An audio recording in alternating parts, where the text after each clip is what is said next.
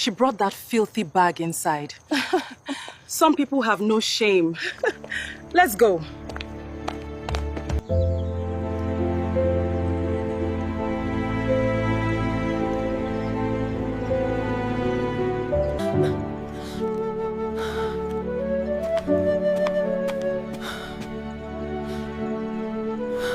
Subscribe for more videos. Turn on notifications. They laughed at her when she entered the mansion, not because she had done something wrong, but because she was poor. To them, she was just a gardener, a quiet village girl with worn-out shoes, humble clothes, and tired eyes, a girl they thought would always remain beneath them. But what they did not know was that the same girl they humiliated, the same girl they framed, the same girl they tried to destroy, would one day return as the wife of the most powerful man in their world. And when that day came, no one in that mansion could look down on her again. This is the story of Lila, a poor girl with nothing but dignity, a broken family, a silent dream, and a destiny no one saw coming. Before the mansion, before the expensive dresses, before the respect, Lila's life was a daily battle. She lived in a small house on the edge of town with her sick father and younger brother. Their roof leaked when it rained.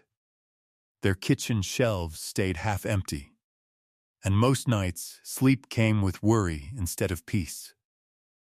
Her father had once been a strong man, a man who believed hard work could feed a family. But illness had weakened him, and now even the cost of medicine felt like a mountain they could not climb.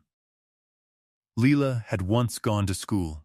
She was bright, sharp, and full of quiet ambition. She loved numbers. She loved plans. She loved the thought of building something meaningful with her life. But dreams are fragile when poverty enters a home. When her mother died, everything changed. School ended. Responsibility began, and little by little, Lila stopped living for herself. She lived for survival, for medicine, for rent, for food, for family. So when she heard there was work available at the home of a wealthy family in the city, she did not ask whether it would be easy. She only asked one question. Would it pay enough to keep her father alive? And when the answer was yes, she took the job. The Cole mansion was bigger than anything Lila had ever seen. Tall gates, perfect flowers, polished floors, expensive silence.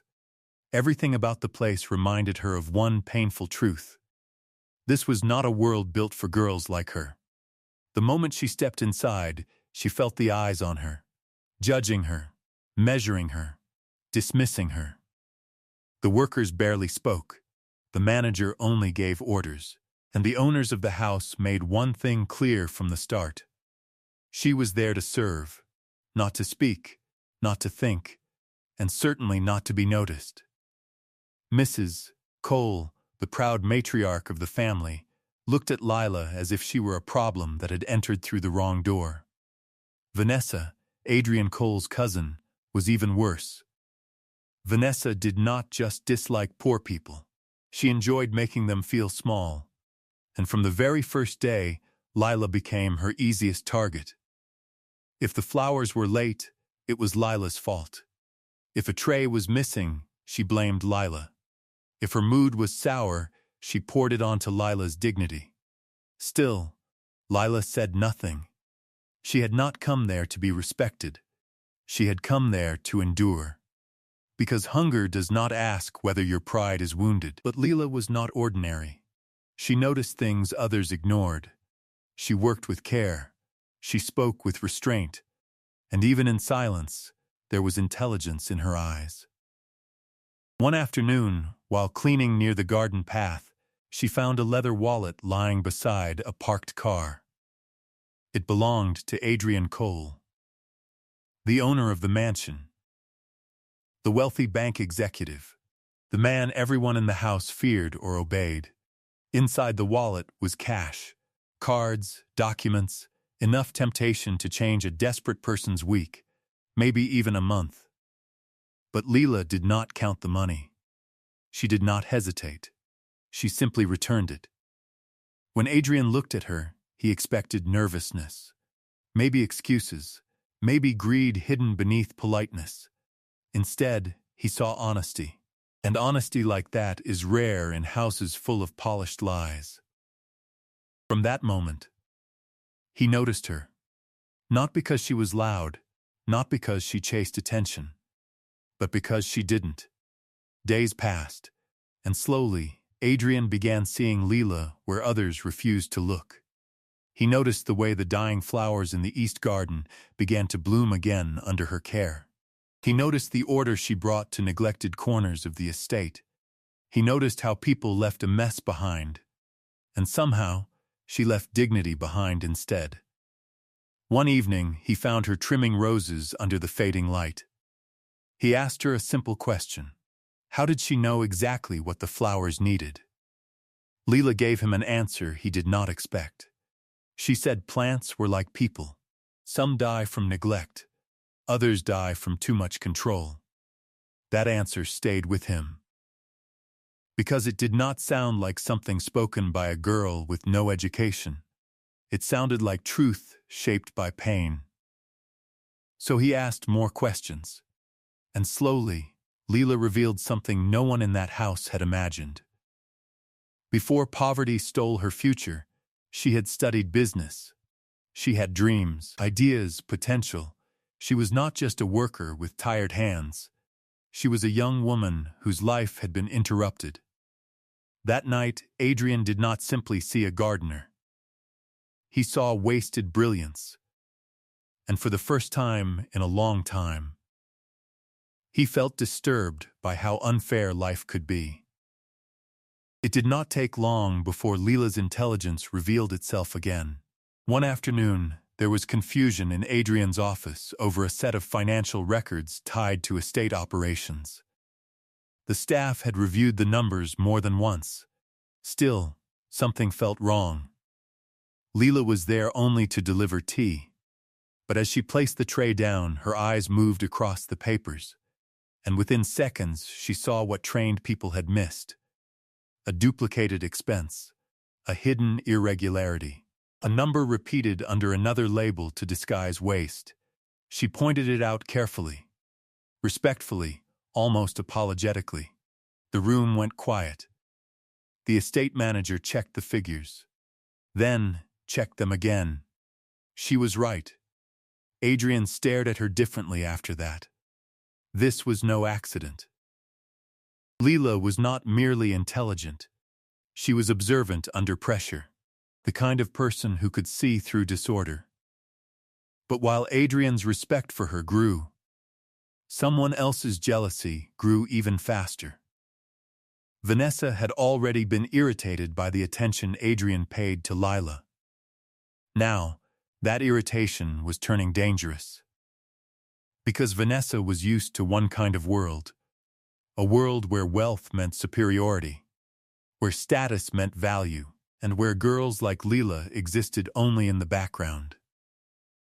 The idea that Adrian admired Lila's mind, that he listened to her, that he defended her, was something Vanessa could not tolerate. As the days turned into weeks, something deeper began to form between Adrian and Lila. Not a reckless romance, not a cheap attraction. Something quieter, something built from respect. Adrian admired the way Lila carried pain without becoming bitter. He admired her humility, her discipline, her refusal to play victim. And Lila, despite every reason to remain guarded, began to feel safe in his presence.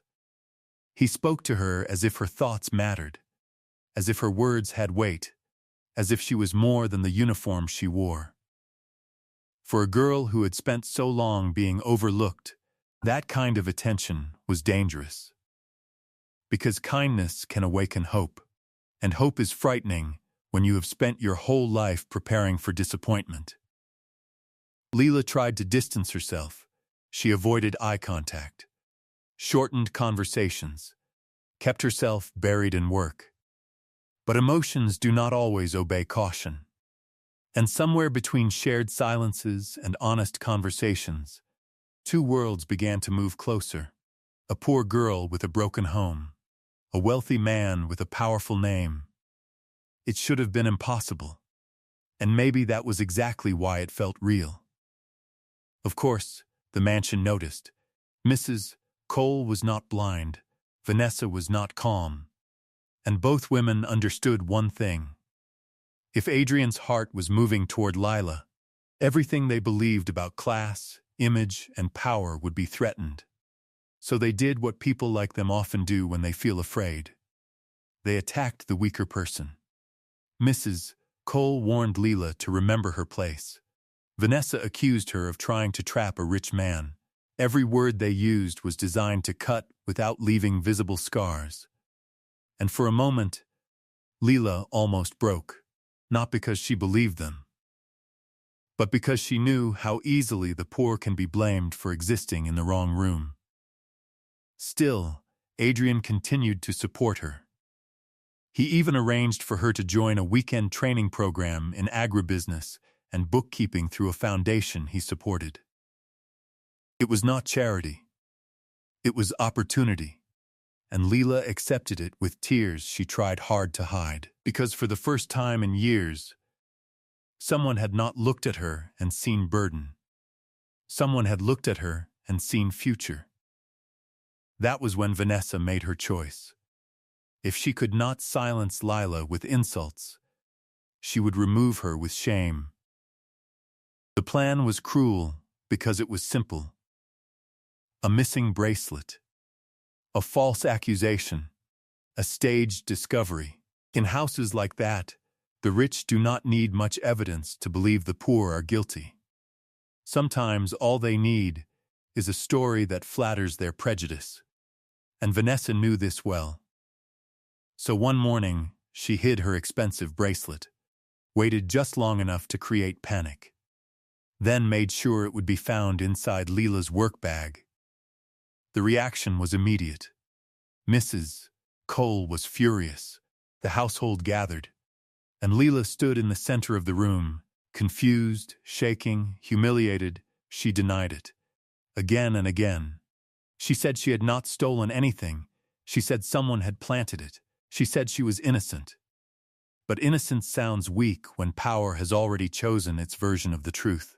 Vanessa looked triumphant. Mrs. Cole looked disgusted. And Lila looked like a girl watching her name collapse in front of strangers. It might have ended there, if Adrian had not walked in. When Adrian heard what had happened, he did not react like the others. He did not rush to condemn. He did not allow emotion to replace logic. He looked at Lila, and in her face he saw no guilt. He saw fear, pain, and the quiet desperation of someone telling the truth in a room that does not want to hear it. So he stopped everything. He asked for the camera footage. That single decision changed the entire story. Because lies can be loud, but evidence is louder. The footage revealed what Vanessa had hoped would remain hidden. There she was, moving toward the workers' quarters, holding the bracelet case, entering a part of the estate she had no reason to visit, and when the household was called together, the truth finally entered the room. Vanessa had framed Lila, not because Lila was a thief, not because anything was missing, but because jealousy had poisoned her pride. The silence that followed was heavier than the accusation. Mrs. Cole was stunned. The workers lowered their eyes. Vanessa, once so confident, had nothing left but excuses. And Lila, the girl who had stood there moments earlier as a suspect, was suddenly the only person in the room with dignity intact. That day, Adrian defended her publicly. And sometimes, public defense is more powerful than private love. Because in that moment, Lila did not just regain her innocence. She regained her voice.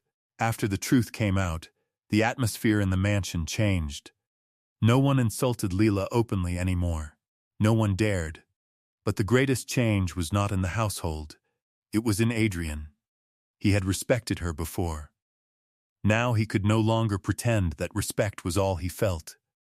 He admired her too deeply, protected her too instinctively, thought about her too often. And so one evening, in the same garden where their first real conversations had begun, Adrian told Lila the truth. He loved her, not out of pity, not because she had suffered, not because he wanted to rescue her. He loved her because she was strong without cruelty, intelligent without arrogance, gentle without weakness. For Lila, those words were both beautiful and terrifying, because love from a man like Adrian was not just emotion, it was risk. A rich man can love a poor woman in private, but would he choose her in public? Would he stand beside her when family pushed back, when society whispered, when class pride showed its ugliest face? Lila needed more than promises. She needed courage, and Adrian gave it to her. He did not ask her to hide. He did not offer secret affection. He offered her honor, and when he finally asked her to marry him, he did it with certainty, not as a man confused by emotion, but as a man clear about his future. Lila said yes, and with that one word, the entire balance of the mansion began to shift. The family erupted. Mrs. Cole called it disgraceful. Vanessa called it manipulation. Others whispered that Adrian had lost his mind. But Adrian did not retreat. For perhaps the first time in his life, he chose conviction over approval. He made it clear that Lila was not a mistake. She was his decision. And that distinction mattered, because when a woman is treated like an accident, she is never safe. But when she is chosen with pride, everything changes. Lila, meanwhile, struggled with emotions of her own. She was happy, but she was also afraid of entering a world that had once rejected her, afraid of being watched, measured, and discussed, afraid that one wrong step would remind everyone of where she came from. But her father gave her the strength she needed. He told her something simple. A clean heart can stand anywhere. Those words stayed with her, and on the day of the wedding, Lila did not walk in as a servant pretending to belong. She walked in as a woman who had earned her place through character, not money, not deception, not luck. Character. The wedding was elegant, not loud, not vulgar, just beautiful. As Lila walked forward, many of the same people who had once ignored her now stood to watch in silence. Some were surprised, some were uncomfortable, some were ashamed, because nothing unsettles arrogance more than seeing the person you underestimated rise without becoming cruel. Adrian looked at her not as a project, not as a fantasy, but as an equal. And when they exchanged vows, it became official. The poor gardener had become Mrs. Lila Cole. But the story did not end with marriage. In many stories, that would be the final reward. Here, it was only the beginning of her true rise. After the wedding, Adrian did something few men of power are brave enough to do. He did not merely place Lila beside him socially. He allowed her mind to stand beside his in business. He introduced her to meetings, to planning sessions, to foundation work, to strategy, not as decoration, not as a symbol, as a capable woman with valuable insight. At first, the board was uncertain. Some of them assumed she was there because of love, not because of ability. Then Lila spoke. She offered a practical solution to an operational problem affecting several branches linked to one of Adrian's business initiatives. Her idea was calm, measured, smart. She suggested starting with one pilot branch instead of making a rushed company-wide change. She recommended tracking service patterns, cost behavior, and customer response before expanding the plan. It was the kind of solution only a person who understood both scarcity and strategy could offer. The room listened, and then, slowly, the room respected her. She was no longer the poor girl from the garden. She was a woman with judgment, a woman with vision, a woman whose voice carried value. And that was the moment the mansion changed forever. Even Mrs. Cole, proud and stubborn as she was, could not deny the truth any longer. She had misjudged Lila, not because Lila became wealthy, but because Lila remained graceful even after being humiliated. That kind of grace is rare. Many people rise in status and become arrogant. Lila rose in status and became even more grounded. And perhaps that was why her victory felt so powerful. She did not win by revenge. She did not win by destroying others. She did not become cruel simply because cruelty had once touched her. She won by staying true to herself long enough for the truth to catch up. In the end, Mrs. Cole apologized. And for Lila, the apology mattered less than the meaning behind it. The house that had once treated her like dirt now had no choice but to stand before her with respect. They thought poverty meant she was weak. They thought silence meant she was powerless. They thought humiliation would keep her in her place. But they were wrong, because a person's beginning does not decide their ending, and a humble life does not mean a small destiny.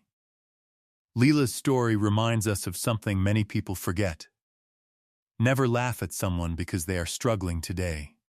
Never look down on someone because they have less. Never assume that dignity only belongs to the rich.